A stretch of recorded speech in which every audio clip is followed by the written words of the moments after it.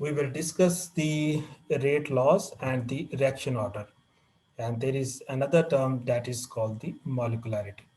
So these are the terms we want to now further explore actually how to write the rate law and what is the rate law and what is the order of the reaction. And this I will explain in today's lecture.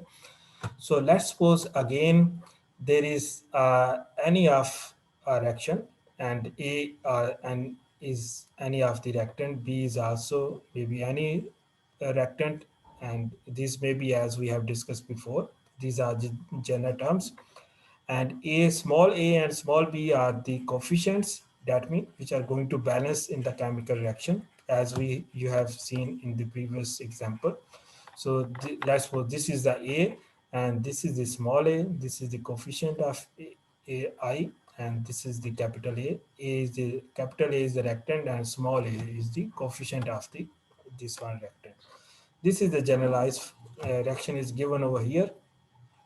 So what is the rate? Rate is actually how the rate is related to the concentration of the reactant, and this form is called the rate of the reaction. That means now this we have already discussed before. This is the it is already understood that if it is a minus because this is the reactant, this is the rate of reaction of the reactant A, and it must be written in this form. And this is a generalized form. That means we are going to write in RAT rate. This is the general terms, but it is more specifically with respect to the A. And here this is going to show you how this rate is related to the concentration of the reactant.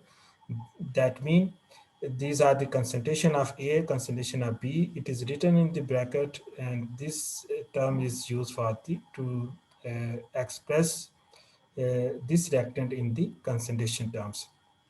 Again, there are some m and n, and this is the small m, small n. These are the powers of these concentration, and these powers of these concentration are called the order of the reaction. So this whole equation, this is called, we call a rate law, and the definition is how the rate is related to the concentration of the reactant. This is called the rate law, or the dependence of the reaction rate on the concentration of each reactant in a given equation. It is called the rate law. So this is the rate law. And the order of the reaction, how much is the order of reaction? It is the sum of the powers of all these two concentration terms. This is called the rate of order of the reaction. Let's suppose if the value of m is 1 and the value of n is 2, that means 1 plus 1, that is equal to 2. This is called the order of reaction, and you can say the order of this reaction is 2. Another term is left. This is called the K. Sir, And can you yes, please explain it one more time? okay, yeah, I will be using the whiteboard again. Okay, so you will little bit, you will getting the more idea. I am going Okay, to sir. explain uh, one more time. So let me finish just the terminology over here. So this small k is the proportionality constant, and that is called the rate constant. So let me explain you with the whiteboard. So it would be easier for you to understand. And here, this is the, let's suppose this is the what we have written um, in the previous slide. If there are two reactant forming the product, any of the reactant, any of the product, and these are the coefficient of the reactant. It may be 1, 2, 3. A and B are the 1, 2, 3, the coefficient of the reactant A, B, and this the small c with the coefficient of the product. So it depends on how they are going to be balanced in a chemical reaction. So what we are going to define over here, the rate. The first is the rate, how the rate is related to the concentration of the reactant and the product. Sorry, because I am not used to using a mouse, so I am explaining along with, so you it will be better to understand. So rate is the, if you want to rate of this reaction and it is understood, that means this is the reactant, and you have to write down this is the change in concentration of the reactant A with respect to time. That is called the rate of this reaction.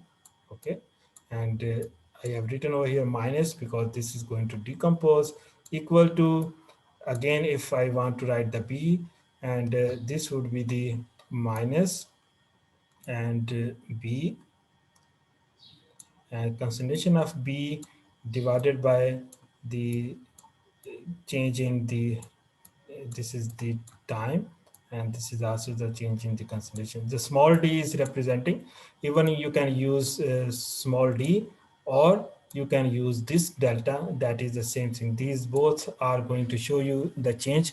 This is the capital delta, and we say the small delta. These are the two symbols we are going to use to express the change. So these both you can use to express the change of the concentration, equal to, now this is the products are going to form, so you can say this is the concentration of the product, and divided by the with the change in time, that is the rate of the reaction. This we have already explained, and this is called the rate of the reaction. Now I'm going to explain.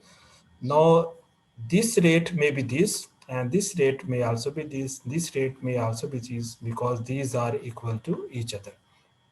So let's now going to explain the rate law. So rate, that means how the rate is related to the concentration, the rate of which, the rate of formation of product. Particularly here, whenever is the rate is given, that means we are talking with the concentration of the product. So if the product is formed, then how these are related to the concentration of the reactant and the product. That means if more product is formed, that means there must be a more concentration of the reactant, or you can say this rate is proportional to the concentration of A and the concentration of B. That means it must be shown with the multiplication sign. I'm not showing here, there is no positive or the negative. So this rate is proportional to the concentration of the reactant A and the reactant B. So what does it is giving you the information, that means more will be the concentration of A and B, more will be the formation of the product. That is a simple thing. If you take more A and B, you will get more B. So this rate particularly showing you the product, the formation of the product. So no, this is very simple. More concentration of the reactant A and B, more will be the formation of the product. And this is in every type of the reaction. Now we want to remove this proportionality sign. And when you remove this proportionality sign, right hand side will be the constant, that is the small k. And this is called the rate constant. And other will remain the same. This is the concentration of A and the concentration of the B, and this is the, that is same thing here, this is the same, that means this is going to appear. So we just have removed this proportionality sign, and when you remove this proportionality sign, this is called the k, and here it is called the rate constant. And this term actually, this expression is called the, now you can, have a look, this is the actually the rate equal to K concentration A and concentration B. And this is called the rate law. So the definition is how this rate is related to the concentration, or how the rate is related to the concentration of reactant A and the concentration of reactant B. This expression is called the rate law. So this is the rate of reaction. This is the rate of reaction. If I, so don't be confused when I ask the rate of the reaction. This is the rate of the reaction. You have to write down the change in concentration with respect to the change in time. And this is the rate law. And rate law is giving you equation, that means with the all of the constant, and the rate and the concentration of the reactant. So this is giving you the indication if you want to increase or decrease the concentration, how it is going to affect the rate of the reaction. So if there are more concentration of A and B, you would get the more rate of the reaction. But what? Yes, please, Bhutan. जितने reactors होंगे उसके हिसाब से product बनेगा ना. जी जी बिल्कुल ऐसे जितने because this product is depending on the concentration of the or the number of the reactants. If any one of this is missing, as we have done in the previous exercise, so there should not be rate of or formation of the product. Like in the previous case, if there is the decomposition of the glucose, it is going to form the ethanol or the carbon dioxide. If there is no glucose, no formation of the ethanol or the carbon dioxide. So here product is the ethanol or the carbon dioxide. That means the product is depending on the concentration of the reactant and the product. So this is the very simple or the basic information, and this we are going to show with the law, and we make them it is a law because this will remain the same particularly for each of the reactant or for each of the reaction, and this is called the rate law. So what is the definition of now the rate law? How the rate is related to the concentration of the reactant, that is called the rate law. Or you can say how the rate is dependent on the concentration of the reactants, and it is called the rate law, and this is shown over here. This is the one of the example I am going to show, and later on we will discuss with the real example as well. So one is left because the meeting is going to end, and you all of you are advised to re-log in again. So I will just finish this concept if the meeting end during the lecture. So what is left here? The coefficient not mentioned over here. That's what this was the m, the power of n. How we are getting this, I will be explaining later on. But here, to understand the concept, what are the m plus n? So these are the powers of the concentration of the A and the B, and this is called the order of the reaction. And if you want to determine the order, so you must have a rate law. If you have a rate law, you can say the order of this reaction. Like in this case, if this reaction is let's suppose if it's 1 and n is let's suppose 2, then it is the value is 3, you can say this is the third order reaction. And similarly, it may be a 2, it may be a 1, it may be a 0. So if some of the powers are 0, you can say this is the 0 order reaction. If some of the powers are 1, it is the first order reaction, second order reaction, and the third order reaction. So with this slide, I have just shown, have given you the information how to write or to explain the rate law, and how can you determine the order of the reaction.